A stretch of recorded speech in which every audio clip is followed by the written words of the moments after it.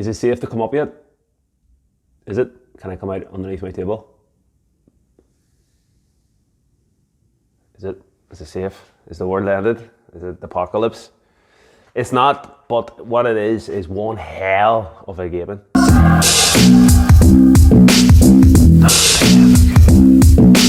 What's the crack, everyone? Welcome back to Buy Wholesale. I hope, of course, you're all well.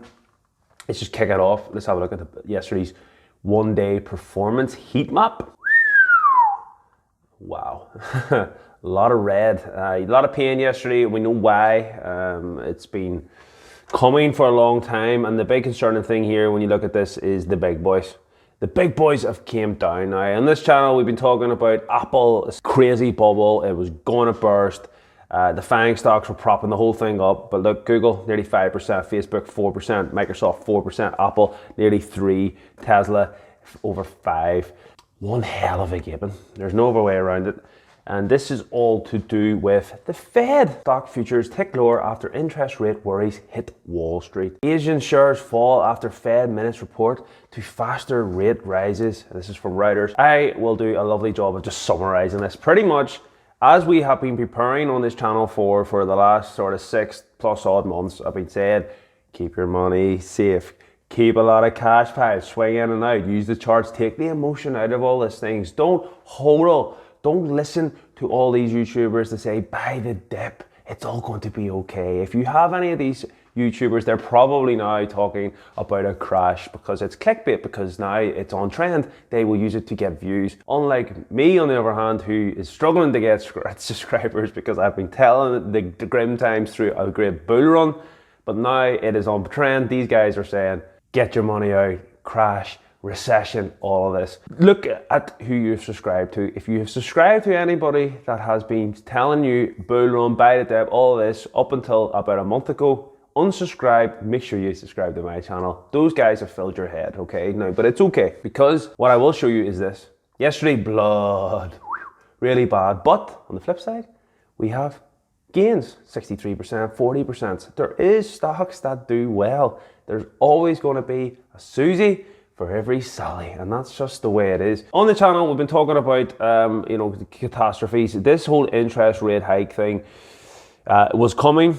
I think what we were prepared for, we did the video a few weeks back. They were preparing for 2 interest hikes this year. They're saying they need to do it faster.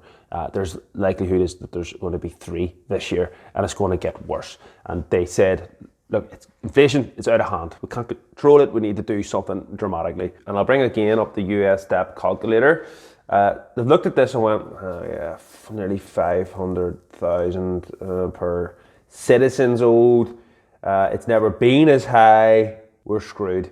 And they've looked at that and went, we need to do something. Well, interest rate hikes, because that's how they would like to do it. That is how they prefer to get some of this back, is through interest hikes, and that just kills growth, kills everything. And if they can't, and this isn't just a small if, this is quite a big risk if, and this is something that I will be following throughout the channel, probably for the next year. Again, I'm anticipating that I don't think they have it in them to stop this. This has got too out of hand. And I don't portray that I'm this guru that knows everything about USA politics. I don't. However, this is completely out of hand. And the proposals that they're making, I think, are too little too late. I don't think there's any conclusion that's going to be good, other than we are heading for a recession in a year's time. I don't know when it will be, but I think that is the natural course, okay? So look, I could be wrong, I could be right, I don't know, but you better be prepared. And as on this channel, we like to prepare for the worst, hope for the best. And go in, please go in and do your own due diligence. It was a large report. I'm not going to subject you all to that. It was dry, and just really grim reading, just constant, oh, we lost, we messed up. This is my watch list, okay? So my watch list is generally, obviously, quite a growth, high pump one. And as you can see, yep, absolutely, yep. So let's kick off with crypto, because I know you love my crypto. Put this into my Discord. I sort of said here, when did I say this? I said this on the 23rd. So a nice ho ho ho Christmas cheer. I did say if we can get above this channel, we will rise. Optimism for the Christmas. It didn't happen, but I did say possible head and shoulders pattern here, and you can see this is on the weekly chart. If we go back to my chart, this is still playing out. And if you see here, I'll just draw this little line for you here. This goes up, this goes down, and your money's gone. Okay, so what do we do? Well, A, you can panic. There's no point panicking, no point. Because it's all going to be all right. Bitcoin's fine. It's got a great future ahead, no dramas. But what happens if I'm right? We hit 30, where does it go then? It goes down to about, it goes down to 20. It could fall to 10, okay. Said it in the Argo blockchain Facebook groups to some negative press about a month ago when it fell down to 42. The guy was like, oh, Brian, I think his name was, oh, it's going to see 50, it's going to see 50. Oh, you're wrong. I don't like being right on these things, but we'll see. Look, that's crypto. ETF yesterday, just so you know what I did on the back of that news, as soon as that Fred report came out, we jumped on the SQQ, and this is where I talk about winners. I'm going to bring on an ETF video next week that will allow you to identify these. See here yesterday when that news broke, it sort of went up about 6%. I have 3 times leverage. Small beer. I don't like shorting. It just doesn't feel natural to me. But you've got to make money, guys. The ones that we've been riding, Visa. By the way, all my stocks now, all my swing trades are now closed out. I talked on the channel about how I was always. Maybe 3 months ago, I was sort of sitting with 2/3 cash, very worried. Then it became 1/3 cash, and up until about the 20th of December, I was about 1/10 cash.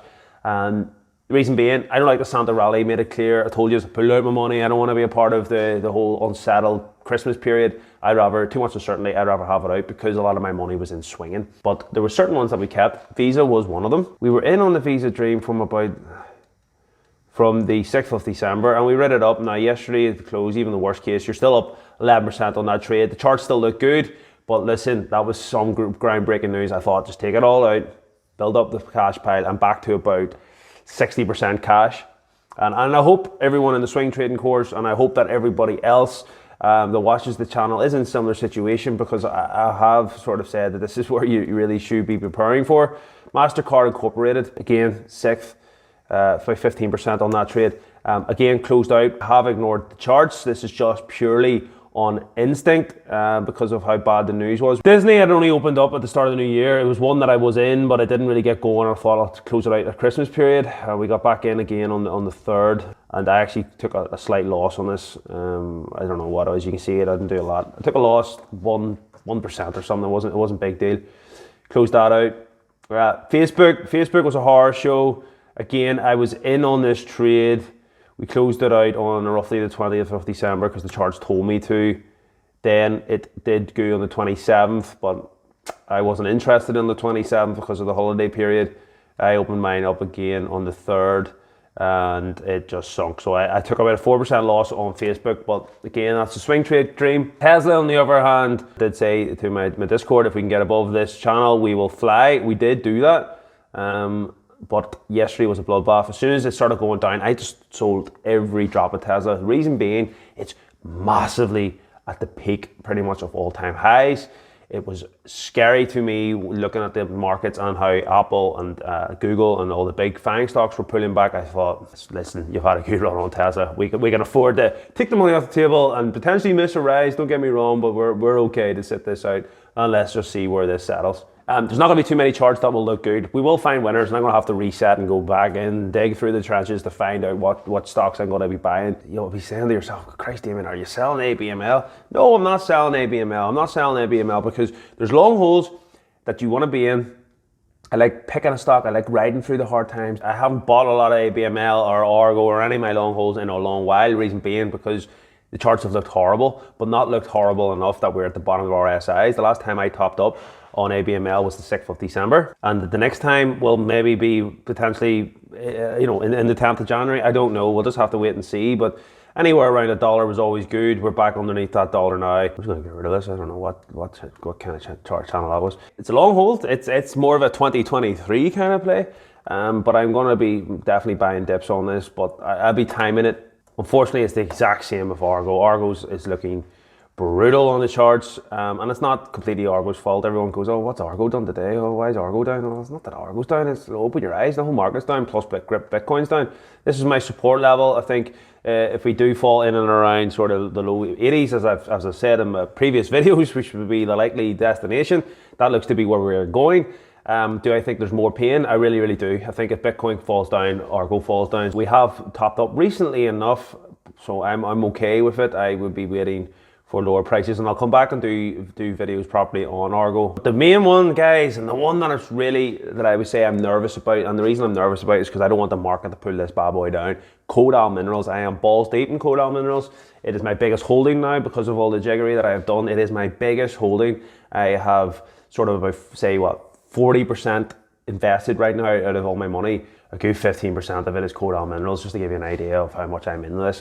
Purely based on the January play that was coming up here, and I'll share the link to that video. KOD Minerals Q play out. It's holding up reasonably well here, considering everything. 1% down just on the day, but still looks like a buy. It still looks strong. It still looks good. It's all dependent on that news. I've said it for a long time. That's the key with KOD Minerals. So it's a big month. I kind of want the news to come out ASAP. Rolling the dice, that's going to be a big month from KOD Minerals, but I will be selling a substantial amount of money, and that money might come in handy with the way the markets are going. The markets have surprises. It could easily shoot up. I'm not saying that that's not possible. I think that will be possible.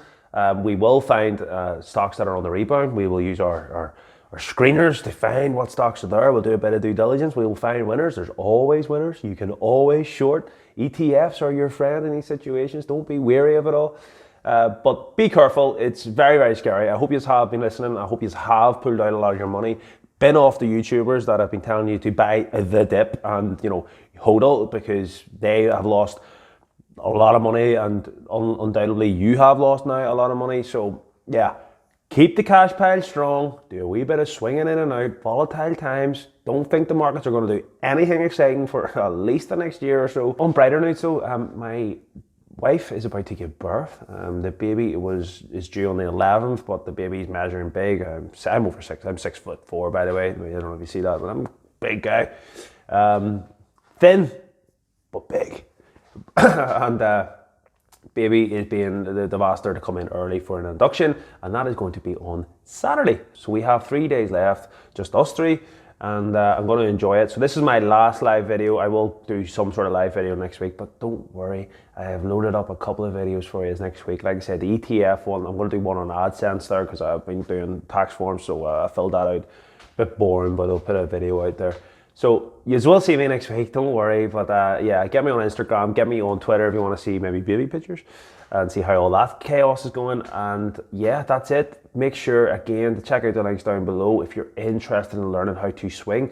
See all these trades, see all of this pain that has happened. Oh, by the way, Xpeng was the other one. I was in on Xpeng, follow my video the other day. We jumped in about here, and it was a painful one, took about 4% loss on that, and that's okay, because the sell symbols came in, and this is what protects you. Not to bring up skills, people think I pick on skills, but let's just talk about this here. This is the perfect example because it's all documented. You can watch all my videos. 12.58, we sold this here. Why did we sell this? Because the sell symbol came in, chart started to turn, RSI, MAC, everything looked grim as fuck.